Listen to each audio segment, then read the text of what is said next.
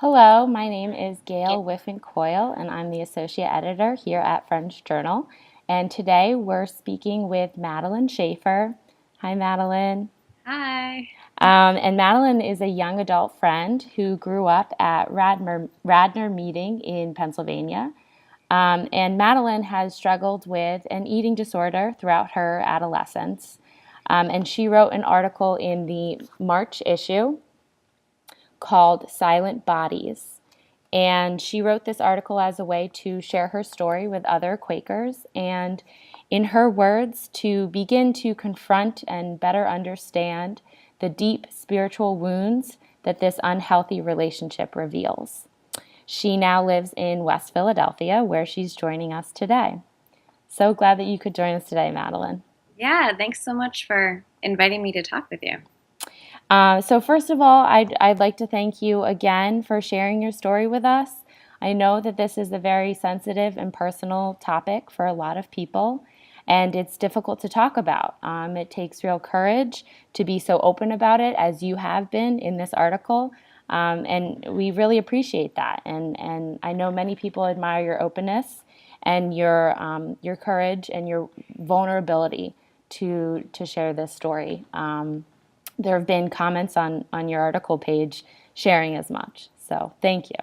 Yeah, um, it really, and thank you so much for letting me write it because it really was um, as much just the process of being vulnerable and writing the story has been incredibly healing for me. So I'm thank glad you. to hear that. So in the Among Friends column of this issue, our executive director, Gabe Erie, writes this column and sort of introduces the issue with it. And he quotes a comment that we received on our Facebook page when we were sharing the topics, promoting the topics that would be in this issue. So I'm just going to go ahead and read that comment now. Um, if I wanted to read about eating disorders, I would not pick up French Journal to do it. So, what is your response to that statement? To be honest, I hadn't read that. I mean, I guess I hadn't. Yeah, I hadn't really processed that until just recently. I'm not on Facebook, so I'm not as kind of up on conversations online as I might be. Um, it's an interesting comment because on the one hand, it implies that this person might want to read about eating disorders just in another place. That like just not so much that they don't want to read about the topic and like how dare Friends Journal publish something about it, but just that Friends Journal isn't their preferred place to read about eating disorders. In which case, I'm like, I wonder what platform would be appropriate. So yeah, so I'm like I'm a little confused as to kind of like the motivation behind the comment. Like, is it implying that Friends Journal shouldn't be talking about eating disorders, or that there are other places where where people feel more comfortable talking about it? So I guess I'll just kind of address both kind of potential motivations behind the comment. And the first one being that like Friends Journal isn't the place to talk about eating disorders, um, which I think is exactly why I wrote the article. It's because Quakers they don't talk about their bodies really. I mean, we talk about our bodies in very abstract spiritual ways, or we talk about the body as a vessel, or as like or as the means through which to access the divine. Or I mean, we don't even really talk about it in that way. We talk about it more as often as kind of as a way of understanding what earlier Quakers meant when they were talking about the experience of sitting in worship and quaking, right? But we don't really talk about our bodies today and the experience of that relationship. So yeah, that's why I wrote it, and also I wrote it because eating disorders are really uncomfortable. I mean, I'm sure that there was the reason people didn't want to read in French Journal. It's like it's not something that people want to think about. And again, that's why I talked about it, because Right. I feel like those are exactly the things that we need to talk about, because they reveal like deep spiritual work that needs to be done, you know? And Quakers are kind of notorious for not talking about things. Um, so, so yeah. So, and then on the other hand, like French Journal as being an appropriate place to talk about eating disorders or not, um, or like as opposed to other places. I don't really see conversations about eating disorders happening elsewhere, and I don't know where people would pick up an article. I mean, most people probably wouldn't because they don't. If they don't suffer from it, they don't have to think about it, and they don't want to think about it, or they think it's just kind of like a stupid issue that's kind of like over, or it's trivial, or it's like the problem of young white women. All these kind of stereotypes that fit around it. Um, so, I mean, I think that we need to be bringing those kind of conversations into more mainline or more mainstream publications. Although French Journal is like not extremely mainstream, but because otherwise people don't have to look at it, and it's something that everyone struggles with, I think.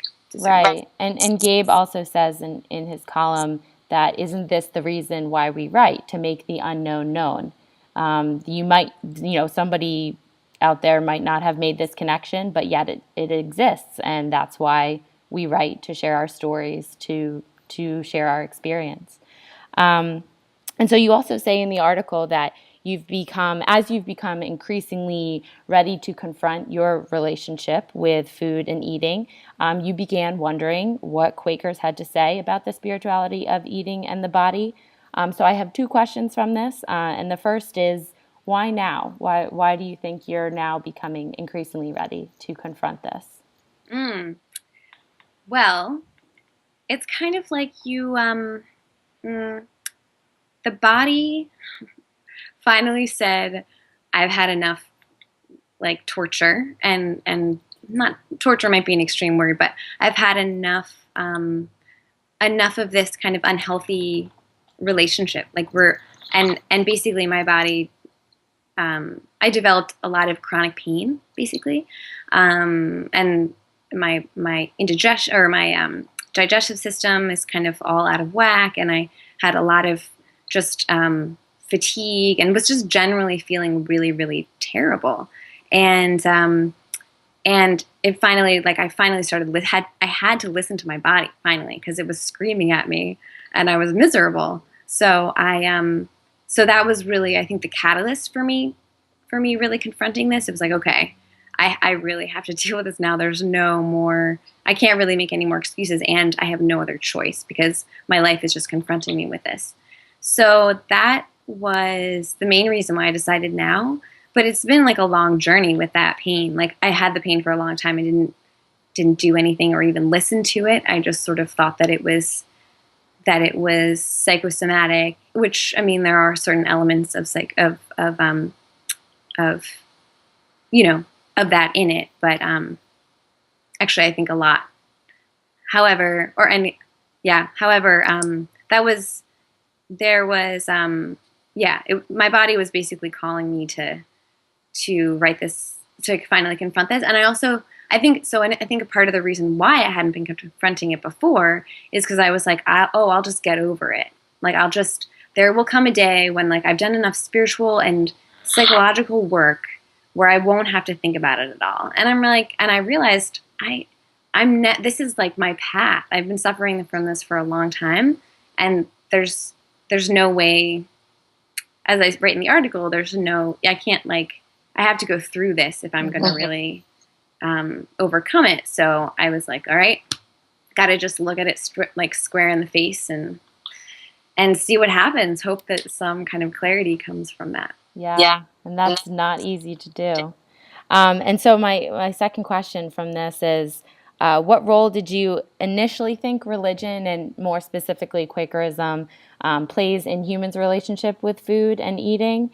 And then how did that initial perception sort of change over time as you did more research and talked to more Quakers? And you did quite a bit of research and reference talking to other people in the article. Yeah. I mean, I was pretty confused, or not confused.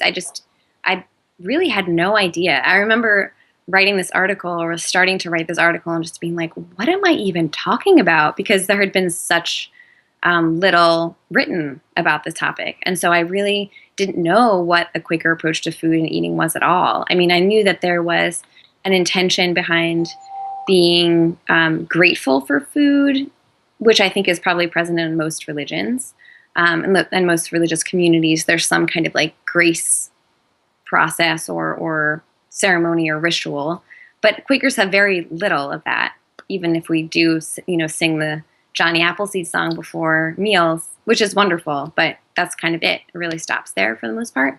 And then I know Quakers have a lot of issues around food. I mean, Quakers often have a lot of dietary restrictions of one kind or another, and we're very, very conscientious about being mindful of those.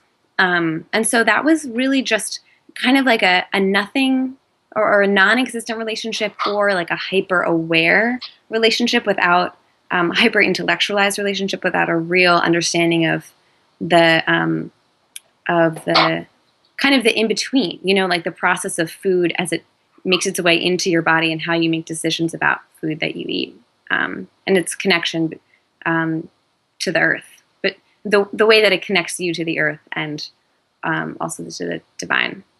So that I started with like a pretty blank slate, not really having any clue, and it's grown tremendously. I mean, doing research into Quakers, doing research by interviewing Quakers has been really insightful. Just not necessarily because I understand that Quakerism has much to shed, offers much advice around it, but that it is a very deeply spiritual issue, because people can trace their issues around eating to, psychological wounds that they suffered when they were younger. I mean, it's also genetics, but it also kind of speaks to this hunger, this like deep hunger that we all feel for connection with the divine. So I definitely learned that it's like a deeply spiritual issue, and one that's appropriate to confront in a Quaker context, because it requires a lot of surrender of control, and like deep searching, I guess, and also a willingness to like be in process with it, which I feel like are all things that Quaker communities and the Quaker spiritual practice can support. But there's also, I could go on, but it's not there. Yeah, and I do also want to point out that you do say in the article you're not blaming Quakerism for your eating disorder. It's not that simple. It's a complicated disease with many interworking variables there. But this is your story, and since you are you, Quakerism is a part of your story, and that's just sort of how it plays out. So I also did notice that you don't use a specific term for your eating disorder, for labeling your eating disorder. Some people, we have gotten comments like, oh, I'm looking forward to the next 2 articles in the series on anorexia. And it was interesting because you don't use that term. You don't use anorexia and you don't use bulimia. And I was just wondering, was there a reason for that? I mean, I think the main reason was that first of all, I was never really diagnosed clinically with anorexia. I might have been, but it was never extreme enough that I felt like it was something that I could own, or it didn't feel appropriate to own, because it was much more. It wasn't just about denying food. It was also about being very particular about specific kinds of food.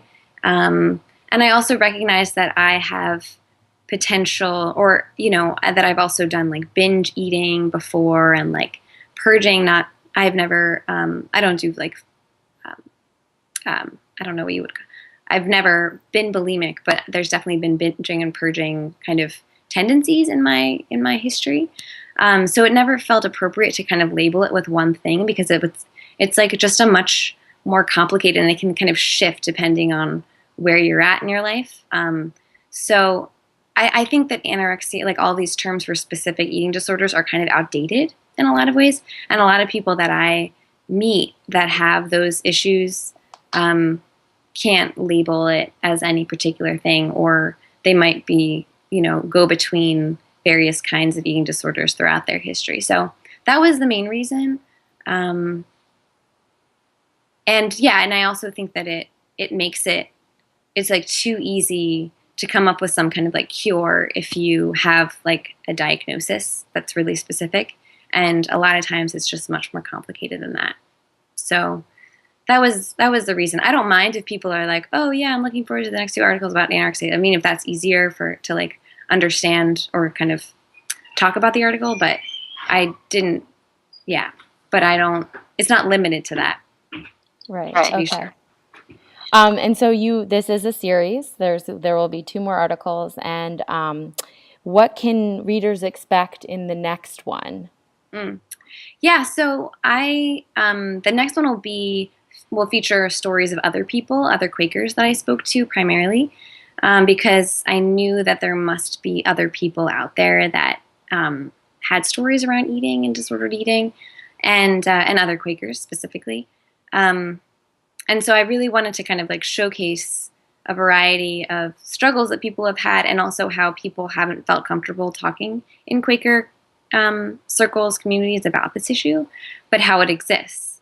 So I just wanted to kind of illustrate, maybe in part, I mean, I wanted some sense of solidarity, but in part to say, like, you see, like, this is an issue that a lot of people struggle with, and maybe it's appropriate for us to confront it. I also, something around, I also wanted to point out that this isn't just a story about anorexia. This is a story. Most of the people I spoke to did not suffer from anorexia. They suffered from just disordered eating in a variety of ways, and with a variety of symptoms. So I wanted to point out that it's not just about me and my story. It's like it reflects kind of maybe something that many humans face, is this issue around eating and nourishment. So Yeah, definitely. I mean, we have to eat food every day, so it's something that's daily in our lives, and people deal with it in different ways. Okay, thank you. So I think that's all the time that we have right now talking about this first article. Readers can look out for the next article from Madeline on this series, focusing on Quakers and the spirituality of food and the body, in an upcoming issue. But today you can read her article, Silent Bodies, My Struggle with an Eating Disorder, in the the March issue of Friends Journal. And if you flip to page 8, it's right there on page 8. So thank you very much, Madeline, for talking with me today. If people want to reach out to you, they can email you. At madeline.schaefer@gmail.com, and we have that also at the beginning of the article. So thank you so much. yeah, thank you. I would love to speak with people about this if they're interested. Wonderful. Okay, bye. Bye.